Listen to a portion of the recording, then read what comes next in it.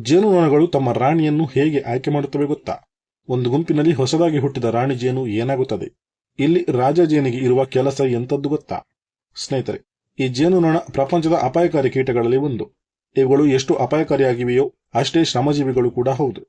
ಇವುಗಳು ಅಪಾಯಕಾರಿ ಏಕೆ ಅಂದರೆ, ಇವುಗಳು ಯಾರಿಗಾದರೂ ಆಕ್ರಮಣ ಮಾಡಿ ಒಮ್ಮೆ ಕಚ್ಚಿದರೆ ಸಾಕು, ಆ ನೋವು ಭಯಾನಕವಾಗಿರುತ್ತದೆ.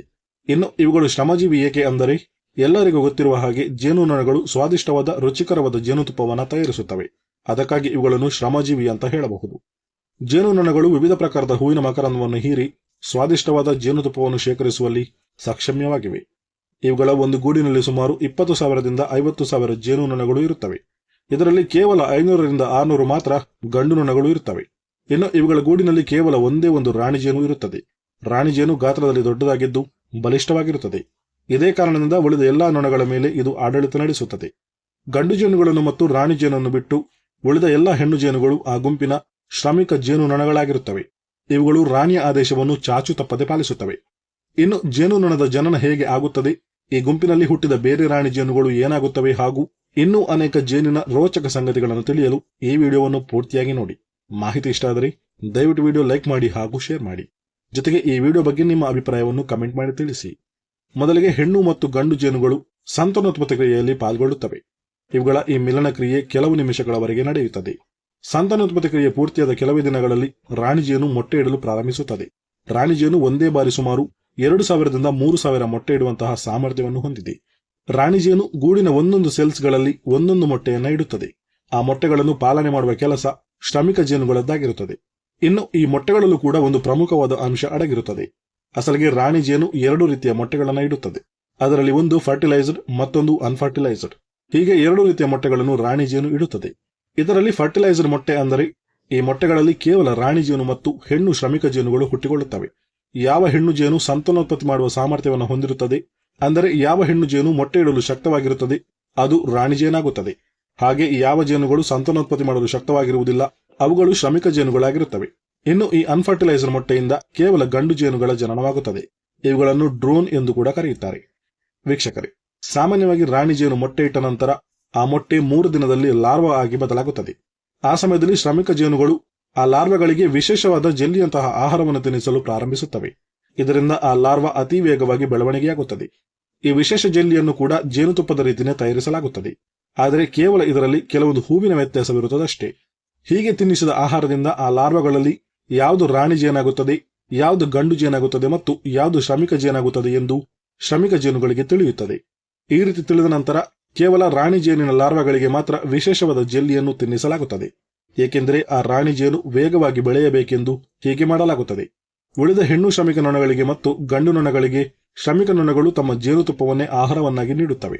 ಇನ್ನು ಇವುಗಳು ಈ ರೀತಿ ಮಾಡಲು ಮುಖ್ಯ ಕಾರಣ ಅಂದರೆ, ಇವುಗಳ ಗುಂಪಿನಲ್ಲಿ ಕೇವಲ ರಾಣಿ ಜೇನಿನ ಅಧಿಕಾರವೇ ನಡೆಯುತ್ತದೆ. ರಾಣಿ ಜೇನು ಮುಂದೆ ಸಂತಾನೋತ್ಪತ್ತಿ ಮಾಡಿ ತನ್ನ ಪರಿವಾರವನ್ನು ಮತ್ತಷ್ಟು ದೊಡ್ಡದಾಗಿಸುತ್ತದೆ. ಅದರಿಂದ ರಾಣಿ ಜೇನಿನ ಲಾರ್ವಾಕ್ಕೆ ಮಾತ್ರ ವಿಶೇಷವಾದ ಪೌಷ್ಟಿಕ ಆಹಾರವನ್ನು ತಿನ್ನಿಸಿ ಶಕ್ತಿಯುತವನ್ನಾಗಿ ಮಾಡಲಾಗುತ್ತದೆ. ಹೀಗೆ ಈ ಲಾರ್ವಾಗಳಿಗೆ 6 ದಿನ ಪೂರ್ತಿಯಾದ ಮೇಲೆ ಇವುಗಳ ಸೆಲ್ಗಳನ್ನು ಶ್ರಮಿಕ ಜೇನುನೊಣಗಳು ಒಂದು ರೀತಿಯ ಅಂಟಿನಿಂದ ಮುಚ್ಚಿಬಿಡುತ್ತವೆ. ಈ ರೀತಿ ಮುಚ್ಚಿದ ನಂತರ ಸೆಲ್ಸ್ ಒಳಗೆ ಆ ಲಾರ್ವಾಗಳು ಪ್ಯೂಪಾವಾಗಿ ಬದಲಾಗುವ ಪ್ರಕ್ರಿಯೆ ಪ್ರಾರಂಭವಾಗುತ್ತದೆ. ಹೀಗೆ ಮುಚ್ಚಿದ ಲಾರ್ವಾಗಳಿಗೆ ಕಣ್ಣು, ರೆಕ್ಕೆ ಮತ್ತು ಮೈಮೇಲೆ ಸ್ವಲ್ಪ ಕೂದಲುಗಳು ಹುಟ್ಟಿಕೊಳ್ಳುತ್ತವೆ. ನಂತರ ಸುಮಾರು 16 ದಿನ ಬಿಟ್ಟು ರಾಣಿ ಜೇನು ಆ ಅಂಟಿನ ಪರದೆಯನ್ನು ಹರಿದು ಹೊರಗೆ ಬರುತ್ತದೆ. ಈ ರೀತಿ ಒಂದು ರಾಣಿ ಜೇನಿನ ಜನನವಾಗುತ್ತದೆ. ಇನ್ನು 18ರಿಂದ 22 ದಿನದಲ್ಲಿ ಶ್ರಮಿಕ ನೊಣಗಳು ಹೊರಗೆ ಬಂದರೆ 24 ದಿನ ಬಿಟ್ಟು ಗಂಡು ಜೇನುನೊಣಗಳು ಹೊರಗೆ ಬರುತ್ತವೆ. ಈ ರೀತಿ ಹೊರಬಂದ ಕೆಲವೇ ದಿನಗಳಲ್ಲಿ ಸಂತಾನೋತ್ಪತ್ತಿ ಕ್ರಿಯೆಗೆ ಇವುಗಳು ತಯಾರಾಗುತ್ತವೆ. ಹೀಗೆ ಸಂತಾನೋತ್ಪತ್ತಿ ಮಾಡಿ ತಮ್ಮ ಜೀವನ ಚಕ್ರವನ್ನು ಶುರು ಮಾಡುತ್ತವೆ. ಇನ್ನು ಶ್ರಮಿಕ ನೊಣಗಳು 6 ವಾರಗಳವರೆಗೆ ಬದುಕುತ್ತವೆ.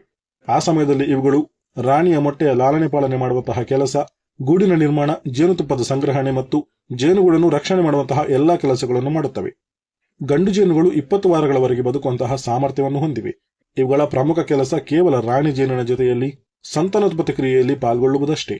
ಈ ಕ್ರಿಯೆ ಪೂರ್ತಿಗೊಂಡ ಮರುಕ್ಷಣ ಗಂಡು ಜೇನುಗಳು ಸಾವನ್ನಪ್ಪುತ್ತವೆ. ಏಕೆಂದರೆ ಗಂಡು ನೊಣಗಳು ರಾಣಿ ಜೇನಿನೊಂದಿಗೆ ಮಿಲನ ಕ್ರಿಯೆಯಲ್ಲಿ ತೊಡಗಿದಾಗ ತಮ್ಮ ಎಲ್ಲಾ ಸ್ಪರ್ಮ್ ಅನ್ನು ರಾಣಿಯ ಶರೀರಕ್ಕೆ ವರ್ಗಾವಣೆ ಮಾಡಿಬಿಡುತ್ತವೆ. ಇದರಿಂದ ಗಂಡು ಜೇನುಗಳು ತಮ್ಮ ಎಲ್ಲಾ ಶಕ್ತಿಯನ್ನು ಕಳೆದುಕೊಳ್ಳುತ್ತವೆ. ಈ ರೀತಿ ಶಕ್ತಿ ಇಲ್ಲದೆ ಗಂಡು ಜೇನುಗಳು ಮಿಲನ ಕ್ರಿಯೆ ಪೂರ್ತಿಗೊಂಡ ಮರುಕ್ಷಣವೇ ಸಾವಿಗೀಡಾಗುತ್ತವೆ. ಆದರೆ ಈ ರಾಣಿ ಜೇನು ಮಾತ್ರ ಸುಮಾರು 5 ವರ್ಷಗಳವರೆಗೆ ಜೀವಂತವಾಗಿರುತ್ತದೆ. ತನ್ನ ಈ ಜೀವಿತಾವಧಿಯಲ್ಲಿ ಇದು ಪೂರ್ತಿ ಜೇನುಗೂಡಿನ ಮೇಲೆ ಅಧಿಕಾರ ಚಲಾಯಿಸುತ್ತಾ ಇರುತ್ತದೆ ಮತ್ತು ಗಂಡು ಜೇನುಗಳೊಂದಿಗೆ ಸಂತಾನೋತ್ಪತ್ತಿ ಕ್ರಿಯೆಯಲ್ಲಿ ತೊಡಗಿ ತನ್ನ ಪರಿವಾರವನ್ನು ಮತ್ತಷ್ಟು ಬೆಳೆಸುತ್ತಿರುತ್ತದೆ. ಈ ರೀತಿ ಒಂದು ಗೂಡಿನಲ್ಲಿ ಇರುವ ಎಲ್ಲಾ ಜೇನುಗಳು ಆ ರಾಣಿ ಜೇನಿನ ಸಂತಾನವಾಗಿರುತ್ತವೆ. ಇನ್ನು ರಾಣಿ ಜೇನಿನ ಮೊಟ್ಟೆಯಲ್ಲಿ ಕೆಲವು ರಾಣಿ ಜೇನುಗಳು ಹುಟ್ಟಿಕೊಳ್ಳುತ್ತವೆ. ಅವುಗಳು ಏನಾಗುತ್ತವೆ ಎನ್ನುವಂತಹ ಪ್ರಶ್ನೆ ನಿಮಗೆ ಮೂಡಬಹುದು.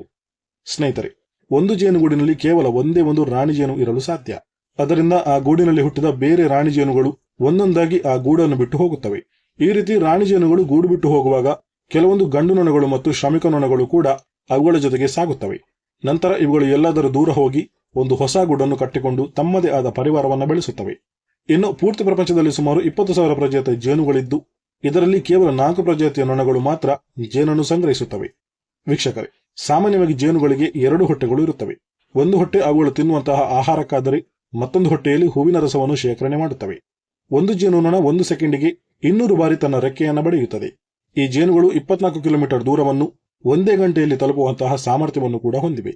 ಇನ್ನು ಈ ಜೇನುಗಳಿಗೆ 5 ಕಣ್ಣುಗಳಿದ್ದು ಅದರಲ್ಲಿ 2 ಕಣ್ಣುಗಳು ದೊಡ್ಡದಾಗಿ ಹಾಗೂ 3 ಕಣ್ಣುಗಳು ಚಿಕ್ಕದಾಗಿರುತ್ತವೆ. ಸ್ನೇಹಿತರೆ, ಇದಿಷ್ಟು ಜೇನುನೊಣಗಳ ಜೀವನ ಚಕ್ರ ಹಾಗೂ ಅವುಗಳಿಗೆ ಸಂಬಂಧಪಟ್ಟ ಕೆಲವೊಂದು ರೋಚಕ ಸಂಗತಿಗಳು. ಈ ಮಾಹಿತಿ ಇಷ್ಟ ಆದರೆ ದಯವಿಟ್ಟು ವಿಡಿಯೋ ಲೈಕ್ ಮಾಡಿ ಹಾಗೂ ಶೇರ್ ಮಾಡಿ.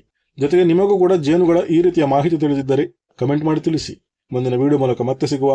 ನಮಸ್ಕಾರ.